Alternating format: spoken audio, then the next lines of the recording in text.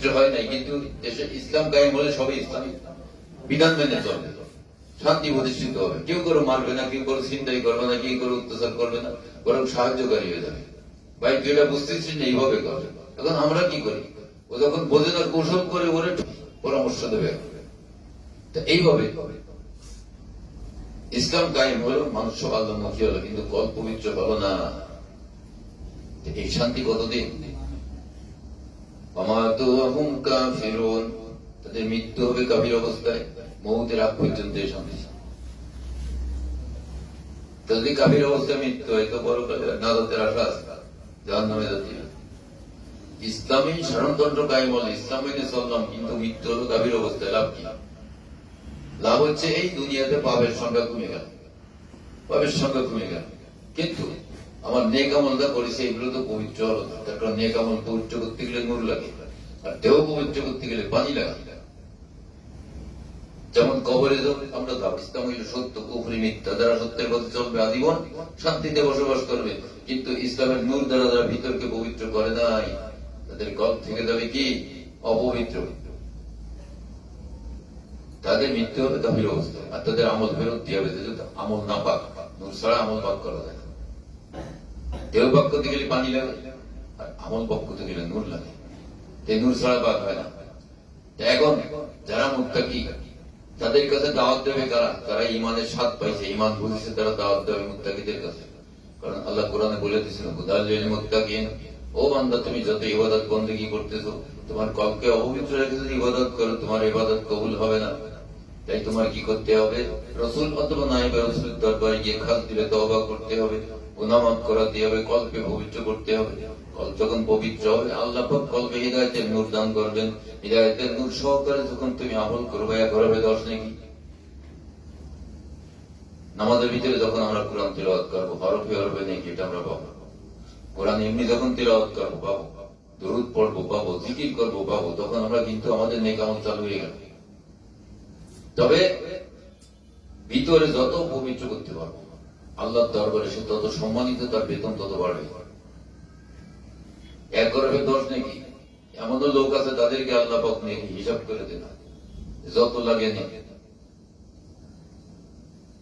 আল্লাহর মহব্বতের বান্দা যখন হয়ে যায়, তখন আল্লাহ পাক তাকে হিসাব করে নেকি দেন না, তাকে নেকির ভান্ডার ছেড়ে দেন। আল্লাহর সঙ্গে তার যেরকম মহব্বত, আল্লাহ পাক তার সঙ্গে সেরকম আচরণ করবেন।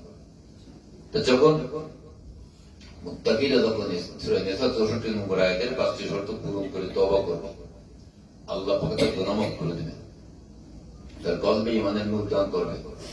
সে হয়ে গেল কি মালিকের সঙ্গে, মালিকার গোলাম সম্পর্ক হয়ে গেল, মুনিব আর হচ্ছে গোলাম।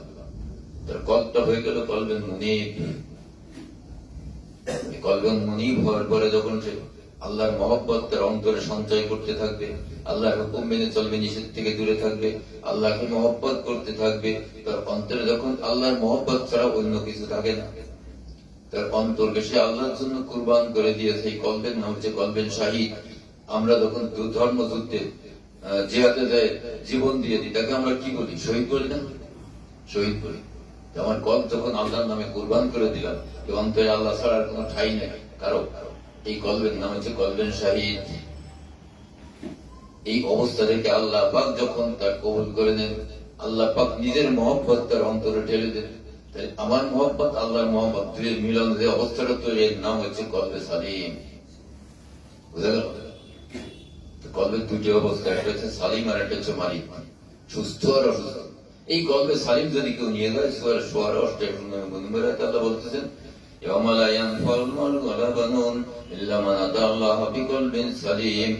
ওই কিয়ামতের দিন স্ত্রী, পুত্র, ধন সম্পদ, দুনিয়ার কোন মানুষ কোন উপকারে আসবে না, একমাত্র কলবে সালিম ব্যতি রেখে। এই কলবে সালিম যদি আমরা অর্জন করে যেতে পারি, তাহলে অন্তত নবীর শাফাতে মুক্তি পাওয়ার আশা আছে।